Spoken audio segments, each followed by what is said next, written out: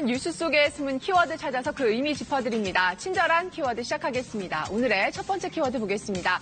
오늘의 첫 번째 키워드는 이번엔 교촌 일가입니다. 네, 오너 일가의 갑질 문제가 또 불거졌는데 이번에는 교촌치킨입니다. 이 교촌치킨 회장의 육촌 동생인 임원이 직원을 폭행하는 동영상이 어제 종일 화제였습니다. 2015년에 촬영이 된 건데 이 주방 상태가 마음에 안 든다는 거였습니다. 이 더 큰 문제는 이 사건 후에 퇴사 처리가 됐는데 1년 후에 버젓이 그것도 임원으로 복귀를 했다는 겁니다. 이 소비자들의 비판이 쏟아지니까 교촌치킨은 회장 명의로 사과문을 냈습니다. 이 당시 사건에 대해서 재조사하겠다. 또 복직은 친인척여서가 아니라 이 당시 피해자들에게 사과를 했기 때문이다. 이렇게 밝혔습니다.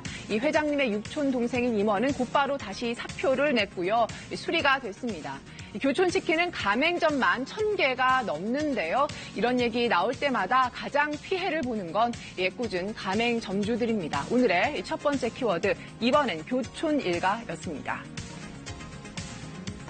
네, 오늘의 두 번째 키워드 보겠습니다. 오늘의 두 번째 키워드는 비준 후폭풍입니다. 네, 평양 공동선언과 이 군사 분야 합의서 비준 문제를 놓고 이 정치권에서는 갈등이 점점 더 커지는 모양새입니다. 이 자유한국당은 이 통일부 장관에 대한 이 해임 건의까지 추진하겠다고 했습니다. 이 김의겸 청와대 대변인이 북한은 우리 헌법상 국가로 볼 수 없다고 한 것도 계속 문제를 삼았습니다. 이 한국당은 이번에는 문 대통령의 자서전을 들고 나왔는데요. 문 대통령이 자기가 한 말을 그럼 뒤집는 거냐 이런 얘기입니다. 청와대는 이 공방이 계속되는 걸 수습하려는 분위기가 역력한데요. 이 김의겸 청와대 대변인은 비준이 위헌이라고 하니까 그렇다면은 헌법적인 측면에서 따져보자는 거였다고 물러섰습니다. 이 중요한 건 이 국회 생산적인 논의라고 강조를 했는데요. 이 논란을 자초해서 이 남북 관계에 오히려 부담만 안겼다는 비판도 나옵니다. 오늘의 두 번째 키워드였습니다.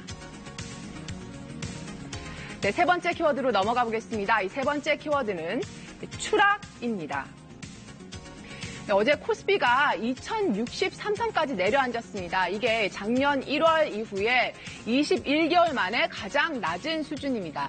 크게 보면은 원인은 두 가지입니다. 일단 이 나라 밖에서는 이 미국이랑 중국이 무역 문제로 시끄럽죠. 그리고 미국이 금리까지 인상을 한 상태입니다. 이 나라 안에서는 성장률 떨어지고 투자 상황도 안 좋은 게 다 반영이 된 겁니다. 다행히 어제 급락했던 뉴욕 증시는 오늘은 반등세로 돌아섰습니다. 긍정적인 신호이긴 하지만 전체적으로 침체된 금융시장이 어떻게 움직일지는 미국의 중간선거 또 미중 정상회담이 있는 11월을 지나봐야 할 거란 전망입니다. 친절한 키워드였습니다.